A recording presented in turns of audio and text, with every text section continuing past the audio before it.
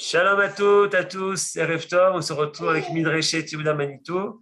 Et comme chaque mardi, on est avec le Rav Eitan Fizon. Zecharia, deuxième partie de Zecharia, Bechavod. Yofi, alors Erev Tov les Koulam, on revient dans notre étude de Zecharia Hanavi, effectivement. C'est notre deuxième étude du livre. Nous sommes au chapitre 3. Perek Gimel de Zecharia Hanavi. Alors, on avait dit la semaine dernière, Zecharia, il est contemporain évidemment de Haggai. C'est la même époque, ce sont des copains de prophétie, des chavrutot de prophétie. Mais à la différence de Zecharia qui amène plus des névotes, on va dire, de qu'est-ce qu'il faut faire, Zecharia a des marot. Il a des visions très particulières. Et donc, eh bien, il faut essayer de comprendre ce que veulent dire à chaque fois ces visions. Chapitre 3 de Zecharia Hanavi. Vayar'eni et Yehoshua Kohen Agadol omed lifnei malach Hashem ve'asatan omed al yemino lesitno. Donc, dans la névoie de Zecharia, qui est celle de Roni Simchi, on est toujours dans la même névoie, il voit Yehoshua à Kohen Agadol. Alors, on se rappelle, il y a deux piliers dans l'époque de Zecharia qui sont censés être les deux piliers de la reconstruction, du retour après l'exil. Il y a d'un côté Yehoshua à Kohen Agadol et de l'autre côté Zerubbabel ben Shaltiel qui est censé devenir le roi, évidemment. Et donc ici on nous dit Vayareni, Akadosh Baruch Hu va faire voir à Zecharia Yehoshua à Kohen Agadol omed lifnei malach Hashem. Et d'un autre côté, à Satan omed al yemino lesitno. Donc on a vraiment l'image classique, j'ai envie de dire, d'un côté Malach Hashem, de l'autre côté à Satan. Juste que les choses soient claires, le Satan, d'après le judaïsme, Zegam Malach Hashem. Ok? C'est-à-dire que le Satan, ce n'est pas une entité à part entière qui a envie de faire le mal, qui a envie de faire souffrir, qui a envie de faire tomber. Le Satan, c'est simplement une autre volonté du Créateur. Vayomer Hashem ala Satan, Yigar Hashem becha Satan, Vayigar Hashem becha, Habbocher b'Yerushalayim, alo ze'ud mutzal me'esh. C'est-à-dire qu'Akadosh Baruch Hu dit au Satan, il dit effectivement, Yigar Hashem becha Satan, Vayigar Hashem becha, Habbocher b'Yerushalayim. Le Satan, sa volonté, sa mission, puisqu'on a dit que c'est un malach, sa mission, c'est d'amener au machlokot. C'est d'essayer de te faire dire Oulai alta asedze. Fais autre chose. On voit ça très bien dans le livre de Yov, où le Satan parle à Dieu et lui dit Oulai tenaset Yov. Fais-lui un test. À Satan, il apparaît au moment où Am Israël, il est tranquille, pépère, mais il ne devrait pas être tranquille, pépère. C'est-à-dire qu'on est dans un état où on a accompli des choses, mais il nous en reste plein à accomplir, et on arrête de vouloir avancer. À ce moment-là, arrive à Satan. Et son rôle, c'est de remettre les pieds dans le plat, de remettre les acquis en question pour nous obliger à avancer. Évidemment, ressemblance avec un cas actuel serait purement fortuit, involontaire. Yehoshua היה לבוש בגדים צועים ועומד לפני המלאך. Yehoshua, il est censé être Kohen Gadol. Donc, comment est-ce qu'on peut le voir avec Begadim Tsoim? Vous remarquez dans le premier verset, il y a marqué Yehoshua, Kohen Gadol. Ici, il y a marqué que Yehoshua. Un des grands principes du Bet Amikdash, c'est she'ein aniyut bimkom ashirut. C'est-à-dire que tu ne peux pas avoir un habit sale au Bet Amikdash. Un Kohen qui fait une tâche, il doit aller se changer. Donc ici, Yehoshua qui est lavouche begadim tsoim, ça veut dire qu'il est à l'extérieur du Bet Amikdash. C'est pour faire le contraste entre l'idéal qu'il doit représenter et la réalité du terrain. ויאמר, אלא עומדים לפניו לאמור, הסירו הבגדים הצועים מעליו.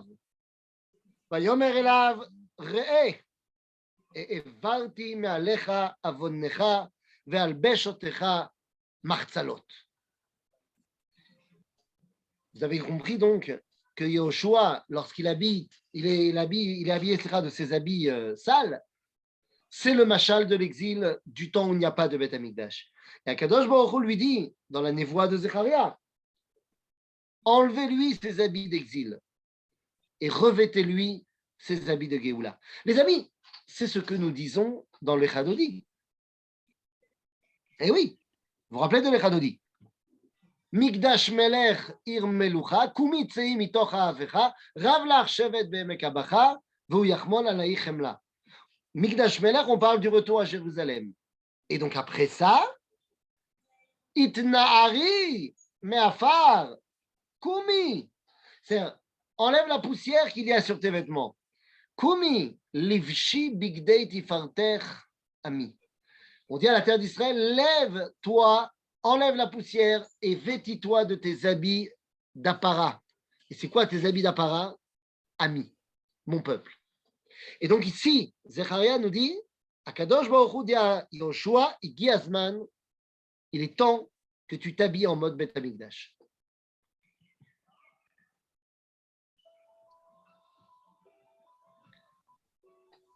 Vaomar, Yassimu tsnif ta'or al rosho. מה זה צניף? מה זה צניף? הצניף, c'est le diadème. C'est le fameux tzitz du Kohen Gadol, où il y a marqué Kodesh Lashem. ואומר, ישימו צניף טהור על ראשו, וישימו הצניף הטהור על ראשו, וילבישהו בגדים, ומלאך השם עומד. ויען מלאך השם ביהושע לאמור. Et à ce moment-là, le Malach Hashem, qui jusqu'à présent n'avait pas son mot à dire, c'était le Satan qui faisait tout le boulot. Là, il parle.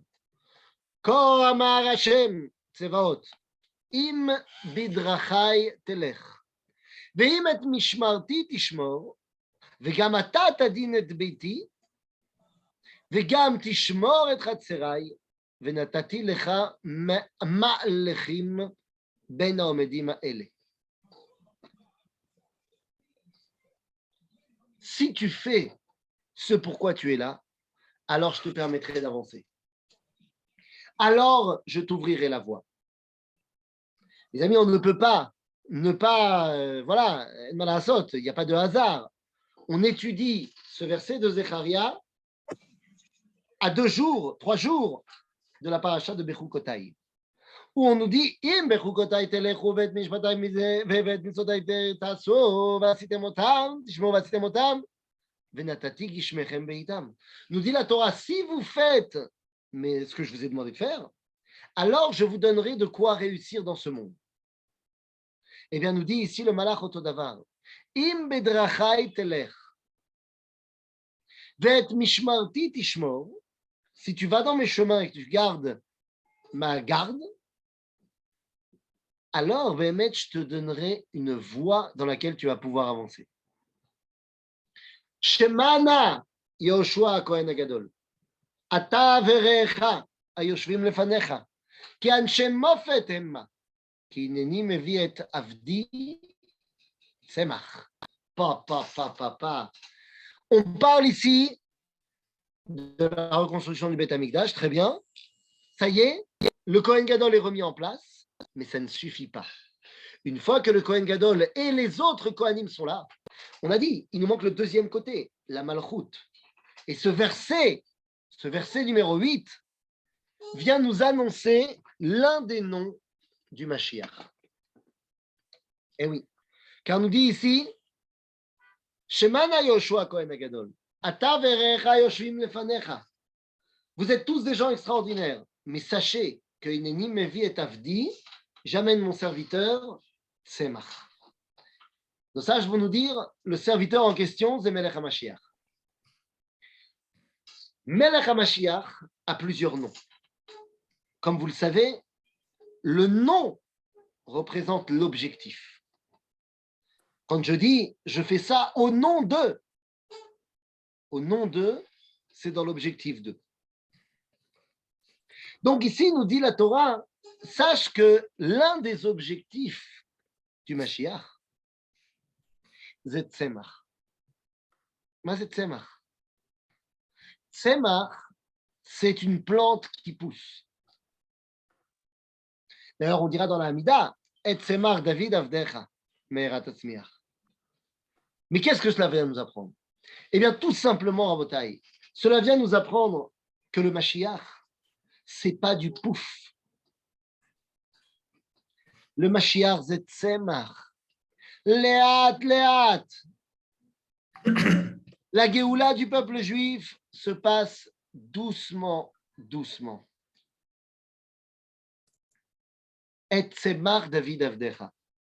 De la même façon qu'une plante, ça met longtemps avant de pousser, et tu ne le vois pas forcément du jour au jour, ça pousse. La Gemara, dans le traité de Yoma, dans le Talmud HaYerushalmi, nous raconte l'histoire de Rabbi Chia Agadol et de Rabbi Shimon ben Chalafta. Tous deux marchent ensemble, discutent ensemble pendant la nuit.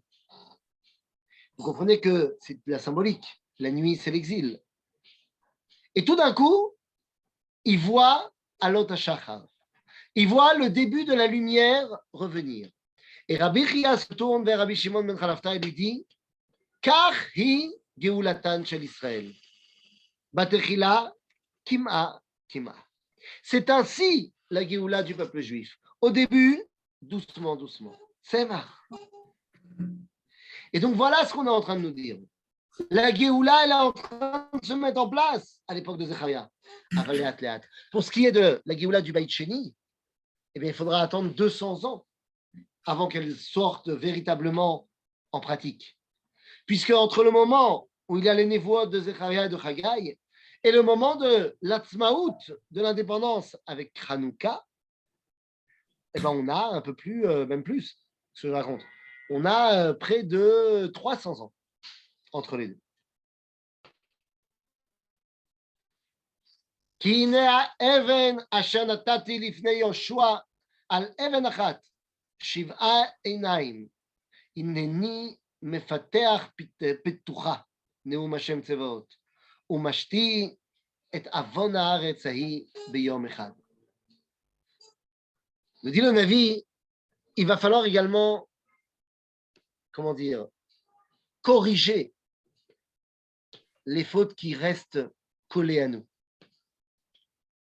C'est quoi ces fautes qui restent collées à nous? Il y a ce qu'on appelle, Am Israël est en train de rentrer sur la terre d'Israël, c'est très beau, mais il y a ce qu'on appelle Chet Haaretz. La faute de la terre. Non seulement la faute de la terre. Oui, au début de la création du monde, lorsque Akadosh Baruch Hu a dit à la terre, va totze haaretz lo va totze, totzi haaretz etz peri ose peri, que la terre sorte un arbre fruit qui fait des fruits. Eh bien, la terre n'a pas écouté et elle a fait un arbre fruitier, c'est-à-dire un arbre qui fait des fruits, pas un arbre fruit qui fait des fruits. Et là, vous allez me dire, non mais attends, tu es en train de dire que la terre n'a pas écouté, comme si la terre pouvait avoir, je sais pas moi, une identité propre et un choix propre. Ken. La terre, dans sa création, n'est pas une yeshut, mais bel et bien une ishiyut. La terre n'est pas un quelque chose, mais c'est un quelqu'un. Alors, est-ce que c'est toujours comme ça? Non, il y a eu le déluge. Il y a eu le déluge qui a enlevé le tselem de l'identité à la terre. C'est vrai pour toutes les terres, sauf la terre d'Israël. Nous dira le Passouk, Eretz lo metohara beyom zam. C'est une terre qui n'a pas été détruite, purifiée, pacifiée pendant le déluge. En d'autres termes, en Eretz Israël, il y a toujours cette dimension de Ratzon. D'ailleurs, que veut dire le mot Eretz? La terre. Eretz, cela veut dire Ani Rotse. Eretz, c'est Ertse en hébreu moderne. En d'autres termes, je veux. Eh bien, l'origine du Ratson, on peut le trouver également dans la terre. Et donc, nous dit le prophète, Ine ha'even, asher natati lifnei Yoshua el even achat, shiva anaim, ineni mefateach pitucha, neum Hashem tzevaot, usamti alavon haaretz hahi beyom echad. Je viens corriger la faute de la terre. Bayom hahu neum Hashem tzevaot, tikreu ish lereu, תקראו איש את רעהו אל תחת גפן ואל תחת התאנה. מה זה? איש תחת גפנו ותחת תאנתו. C'est un bitouille, c'est une réalité qui montre que Am Israël est pépère. Ish tachat gafno vetachat tenato. Aval ici, on ne dit pas que ish ou tachat gafno. Et là, ish lereu el tachat gefen vel tachat tena. C'est-à-dire qu'on n'y est pas encore. Et c'est ce que vient nous enseigner le Navi. Ne pense pas que tu es déjà arrivé. Tu n'es pas encore arrivé. Aval, tu es en chemin pour. Tu es en bon chemin pour y arriver. Qu'est-ce que c'est les sept pierres, les 7 yeux? Les sept yeux. Sheva et Naim. Le 7 fait référence, comme vous le savez, à la dimension de la nature. Si tu veux pouvoir analyser un objet ou une réalité dans ce monde, tu as besoin de 6 points et d'un origine. C'est-à-dire, moi, je suis là et j'ai besoin de 6 points pour déterminer une position dans le monde. Et c'est pour ça que le 7 renferme le secret de la nature. Donc, Shiva et Naim, c'est-à-dire que c'est le monde qui regarde. D'accord? Et les yeux? C'est le monde qui regarde. C'est le monde qui regarde. Est-ce qu'on réalise ce pourquoi on est là? D'accord, merci. De rien. Ah, excusez-moi. Oui? On n'a pas sauté le chapitre 2 par hasard? Le chapitre 2. On a sauté le chapitre 2? Oui. L'Haftara. Oui. Je vérifie sur YouTube, je vérifie. Alors là, tu m'en bouches un coin. Quoi, tu veux dire qu'on n'a rien du tout fait du chapitre 2? Voilà. On a parlé des crânotes. Mais si, je suis sûr qu'on a parlé de ça. Ou peut-être qu'on s'est arrêté à Roni Vesimri? On a parlé à Roni Vesimri. À la fin du cours, on a dit qu'on allait faire un cours à part entière dessus. D'accord. Autant pour moi. C'est-à-dire qu'on s'est arrêté à Roni Vesimri Batsion. Non inclus. Ok. Bessader. Alors, rembobinons. Faites comme si j'avais rien dit. D'accord? Roni Vesimri Batsion, ki ineni ba, veshachanti betocher, neum Hashem. Roni, c'est quoi Ron? Yerushalayim. Ron, c'est Yerushalayim? La joie. Alors, la joie, mais alors c'est quoi Simcha alors? Il y a plein de... Ah, donc c'est pas la même chose. C'est-à-dire? Ouais, je pense que c'est pas mal. Roni, c'est la joie d'arriver à quelque chose. Simchi, la simcha, c'est le fait d'y être. Donc, Roni va simchi batzion. Il disait batzion, c'est l'âme Israël. Batzion, c'est le peuple juif. Ki neni ba veshachanti betocher neum Hashem. Et oui, vous vous rappelez forcément de ce verset de la paracha de Teruma. Ve'asuli mikdash veshachanti betocham. Et après ça, tous les rabbins ils disent qu'il y a marqué dans nos sages Betocho lo ne'emar ela betocham. Sauf que ce n'est pas marqué dans nos sages de la Gemara. Mais ce n'est pas grave. Akadosh Baruch Hu shochen betochenu. Et donc, ici on dit Roni vesimchi batzion ki ineni ba veshachanti betocher Neum Hashem. Alors, puisque Akadosh Baruch Hu réside parmi nous, eh bien, de facto, obligatoirement, ça crée pas une déchia, ça crée une jalousie de la part des goïms. Akadosh Baruch Hu shochen betochenu. Et les goïms alors? Et donc, venilvu goïm rabim el Hashem bayomahu.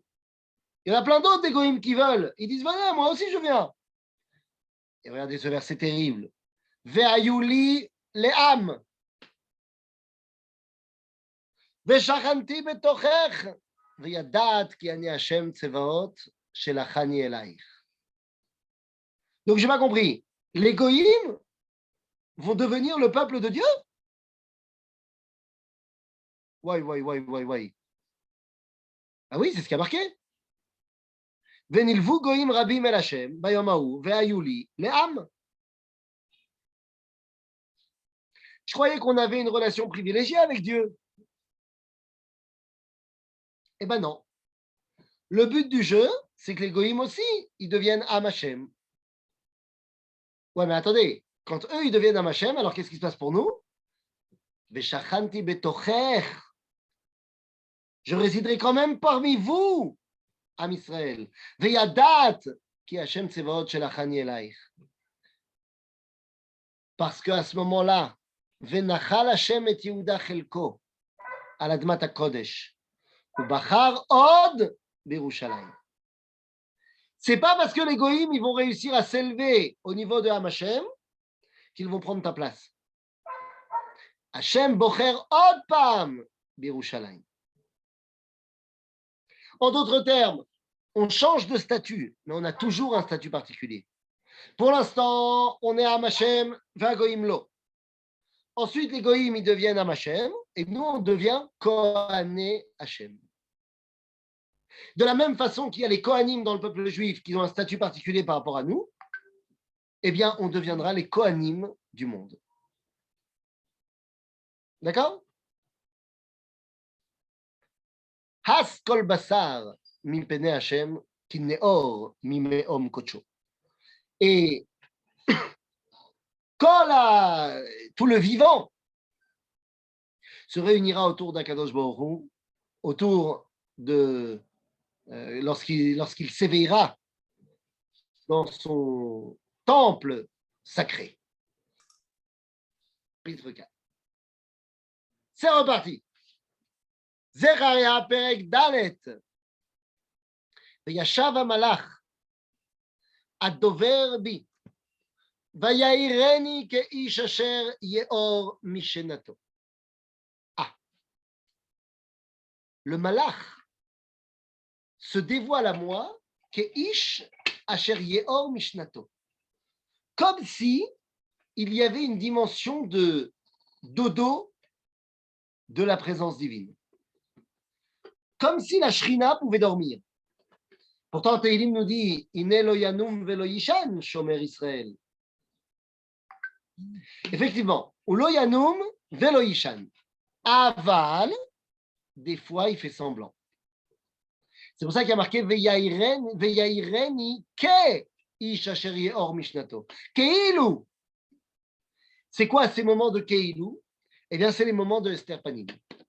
Des fois, il y a des moments où Akadosh Baruch Hu, eh bien, ce voile, ce masque, il fait comme s'il était parti dormir. Comme la Shoah. Et l'Ovémet. Avant, c'est Keilu. OK? Vayomer Elai, Ma ata roe. Et là, nous avons dans le chapitre 4 la névoie de la Géoula. À quoi doit ressembler la Géoula d'après la névoie? Vayomer Elai, Ma ata roe. Vaomar Ra'iti. Ve'ine menorat za'av kula. Ve'gula al rosha. Ve'shiva nerotea alea. Shiva ve'shiva mutzakot. לנרות אשר על ראשה. ושני זיתים עליה, אחד מימין הגולה ואחד על שמאלה. Monsieur Johan Bodbon, Je ne sais pas si tu es avec nous, mais comme tu dois le savoir, lorsque tu guides à Jérusalem, lorsque tu guides Bichlal en Israël, eh ben, j'imagine que ce verset ne t'est pas inconnu, puisque à chaque fois qu'on retrouve le symbole de l'État d'Israël, pas le drapeau, le symbole de l'État d'Israël. Eh oui, vous le voyez ici. Le symbole de l'État d'Israël, c'est quoi? Ben voilà, c'est la Névoua de Zecharia, chapitre 4, versets 2 et 3. Pourquoi on a choisi comme symbole Menorah, Veshte Alezaït? Eh bien, simplement parce que c'est la Névoua de la Géoula dans Zecharia Navi. Et oui, c'est Ben Gurion qui a choisi ça. Comme quoi, on peut ne pas être religieux, mais avoir quand même pas mal de connaissances. Alors qu'aujourd'hui, quand tu guides certaines personnes religieuses en Israël et qui voient le symbole de l'État d'Israël, ils te disent ça n'a rien de kadosh. Mais enfin, Zenevoua Zecharia Anavi. Ok? Donc maintenant, venez, on a dit ça. Maintenant, il faut essayer de comprendre, mais qu'est-ce qu'elle veut dire cette névoie? Pourquoi est-ce que la Géoula, si déjà on lui montre un ustensile du Beth Amikdash, pourquoi on ne lui montre pas Aaron Abrit? Aaron Abrit, c'est quand même vachement plus fort que la Ménorah. Alors pourquoi on ne montre pas Aaron Abrit? Eh bien, pour une raison très simple, les amis. Nous sommes des Baït Sheni. Et dans le deuxième temple, il n'y a pas de Aaron Abrit. Il n'y a pas d'arche d'alliance. Lama. Eh bien, parce que Yoshiyahu Melech Yehuda, en l'an moins 631, a caché le Aaron Abrit quelque part. On n'a pas de Aaron Abrit, Bekol Yeme Abayit Hasheni. Il n'y a pas d'arche d'alliance dans toute l'époque du Second Temple. Elle est toujours quelque part dans le mont du Temple. Ou alors, Indiana Jones l'a trouvé. Mais ça, c'est une marloquette. Et je ne sais pas. Je ne sais pas qui a raison. Est-ce que Indiana Jones l'a vraiment trouvé ou est-ce qu'elle est toujours dans le mont du Temple? En tout cas, on ne va donc pas parler du Aaron. On va parler de la Ménorah.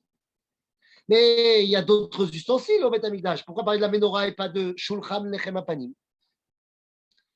Nous dit le Rav Kook dans un texte qui s'appelle Shmone Kvatzim. On va appeler ça en français les 8 parties.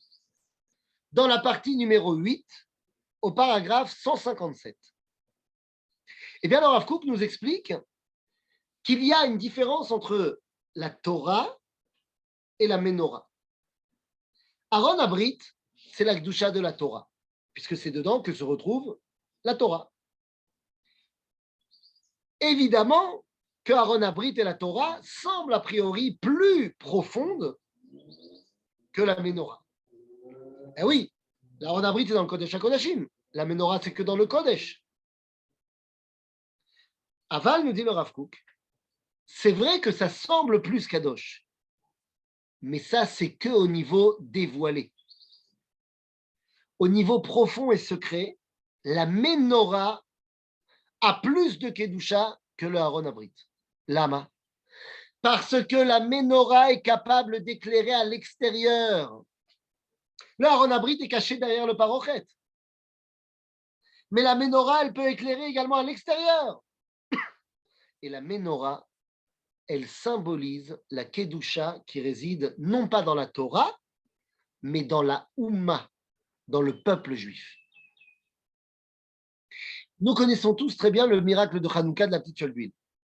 Mais saviez-vous qu'il y avait un autre miracle à l'époque du Second Temple, enfin, depuis Moshe jusqu'au Second Temple, qui touchait à la Ménorah et qui n'avait rien à voir avec les Hashmonaïm?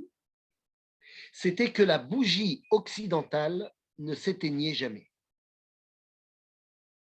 Et nous dit la Gemara dans Masechet Shabbat, Zesod edut lechol bae olam chez Ashrina Shora Israël. C'était la preuve, le témoignage que la présence divine règne au sein du peuple juif. En d'autres termes, la menorah, c'est Kedushat Am Israël. Quand le prophète voit la Géoula par le visage de la menorah, c'est pour nous dire que la Géoula, elle passe par la Kedusha du peuple juif. D'accord? Alors donc, on a menorah Zahav, Beseder, Vegula al Rosha, Veshiva Nerotea Alea, Shiva Shiva, Mutsakot, le Nerot Asher al Rosha. Mais il y a également Shne Zatim Alea. Echad mi Yemin Agula, Echad mi Lesomola. Mazé Shte Zetim. Et oui, c'est cette Géoula. On doit avoir de chaque côté de cette Géoula deux identités qui vont être oints avec de l'huile d'olive, d'où les étimes. On a dit Yoshua Kohen Agadol, Amigdash, et Zerubbabel ben Shaltiel, la Malchut. Voilà ce qu'on a besoin. Melech ve Migdash. Malheureusement, aujourd'hui, il nous manque un morceau. À l'époque du Second Temple, on a eu Migdash et on n'a pas eu Melech.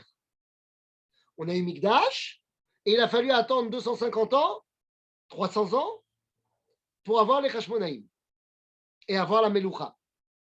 Sauf qu'ils ont mixé Meloucha et Keuna. Dans notre génération, on a eu Melech en 1948. Mais on n'a pas eu Migdash. Et alors qu'en 1967, il y a eu une opportunité extraordinaire, Harabait Beyadenu, eh bien pour l'instant, on n'a pas voulu aller plus loin et remettre en place la dimension de Migdash. C'est ce qui nous manque. Et je ne suis pas certain que tout le monde dans le public non religieux soit conscient que quand il parle du symbole de l'État d'Israël, il manque la partie Migdash. Mais bon, vous leur expliquerez.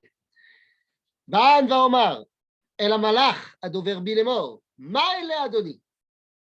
Vayan Amalach adover bi, vayomer elai. Alo yadata ma enna elle. Va Omar, lo Adoni. Il dit, c'est quoi? Le Malach lui dit, mais tu sais bien. Il dit, non, je ne sais pas, dis-moi.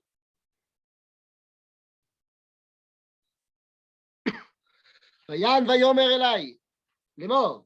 זה דבר השם אל זרובבל לאמור, לא בחיל ולא בכוח, כי אם ברוחי אמר השם צבאות. On la connaît cette phrase. Ce n'est pas par l'épée, par ma puissance, mais c'est par mon esprit, a dit Dieu. Vous vous rappelez de cette phrase de Menachem Begin? Menachem Begin disait, Lo bisrut hakoach חזרנו אל ארצנו, חזרנו אליה בכוח הזכות. Ce n'est pas par le mérite de la force que nous sommes revenus sur notre terre, mais nous y sommes revenus par la force du mérite. N'oubliez pas dans quelle époque on est. On est à l'époque où ce sont les Perses qui dominent. Donc ici on te dit, lo beruchi, lo bechail velo bekoach, ki im beruchi. On n'est pas dans une époque de guerre, on est dans une époque de dialogue. Miata, har agadol, lifnei Zerubbabel, lemishor, veotzi et ha'even harosha, teshuot chen chen la. De qui on parle? Misé har agadol. Eh bien, comme on a dit tout à l'heure qu'on parlait à Yoshua Kohen Agadol et on lui faisait des remazim par rapport au Mashiach, eh bien là, on parle à Zerubbabel et on lui fait des remazim par rapport au Mikdash. Pour que tu comprennes que les deux sont indissociables. Hamalchut et Hamikdash doivent être ensemble. Vayi devar Hashem elai lemor. ידי זרובבל ייסדו הבית הזה, וידיו תבצענה, וידעת כי השם צבאות שלחני עליכם. Quand est-ce qu'on voit véritablement l'envoyé de Dieu? C'est lorsque Zerubbabel, la Malchut, construit le Mikdash. Les amis, je suis désolé, hein, on est Erev Yom Yerushalayim de Harabaït Beyadenu, c'est à la Malchout de construire le Mikdash. Zéou. Il faut que le Premier ministre Naftali Bennett fasse Teshuva et dise Yalla Chog Bet HaMikdash. Bon, je ne sais pas s'il va le faire. Je ne suis pas sûr. Mais c'est ce qu'il faudrait faire. Qui mi-base les Yom Ketanot ושמחו וראו את האבן הבדיל ביד זרובבל. 7 אלה עיני השם המה משוטטים בכל הארץ. Qu'est-ce que c'est que cette histoire? Mi-base les Yom Ketanot. Nous disons ça dans la Gemara. Lorsque Zerubbabel a commencé à reconstruire le Beth Amikdash, il faut être conscient que le Beit Sheni, en début de processus, il était Katan ve'alouv. Il était vraiment moche, tout pauvre. Et il y a des gens qui étaient en vie à ce moment-là, qui étaient des vieillards, qui étaient déjà en vie à l'époque où il y avait encore le premier temple. Et ils se rappelaient du premier temple dans toute sa splendeur. Et ils voyaient la reconstruction toute moche, toute katane de Zerubbabel. Ve'em amrou, buzz. Mais c'est Beth Amikdash, c'est Shtuyois, c'est Kloum. Toute ressemblance avec un cas actuel serait purement fortuite et involontaire. Il y a des gens qui disent aujourd'hui, mais c'est ça votre Géoula.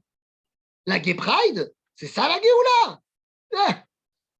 Mais l'État d'Israël, ils ne sont pas religieux. C'est ça la Géoula.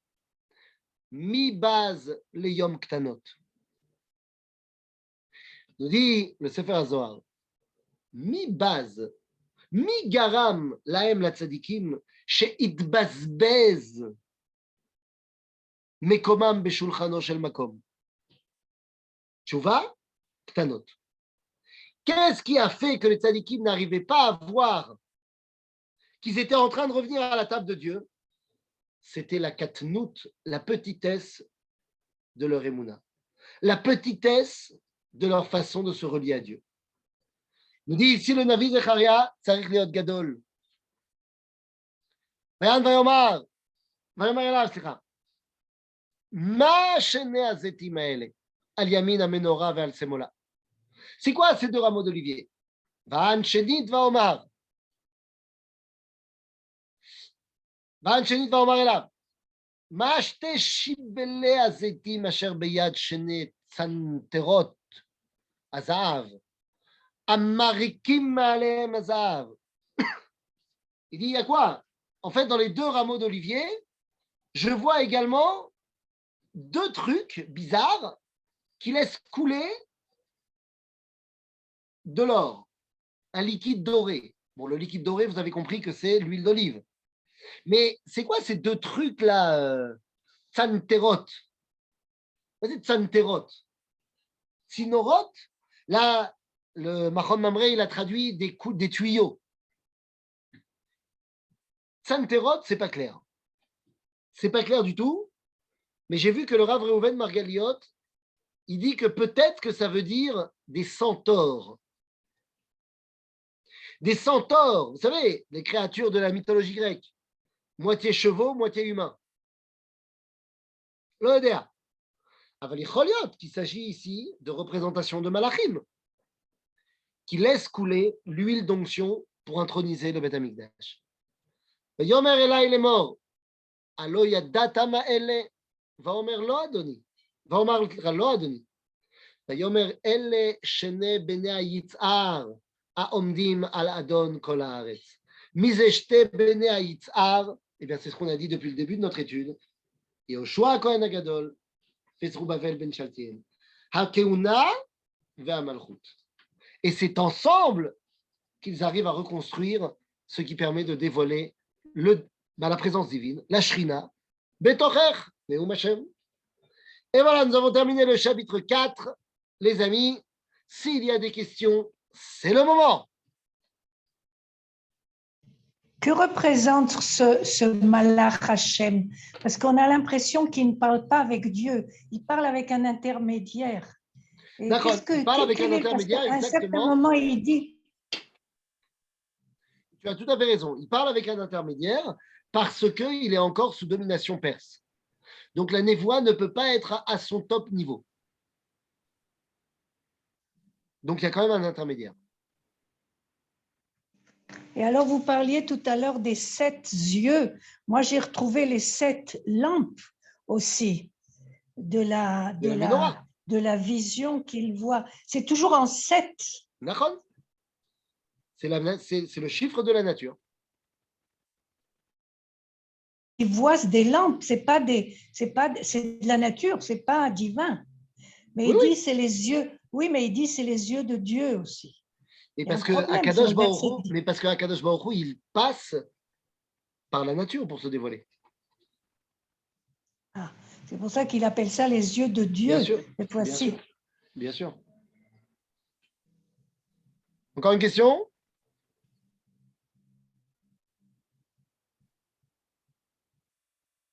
Non. Oui. Non. Oui. Une fois, 2 fois, 3 fois. Michel Vera. Hazak Ubaruch Etan.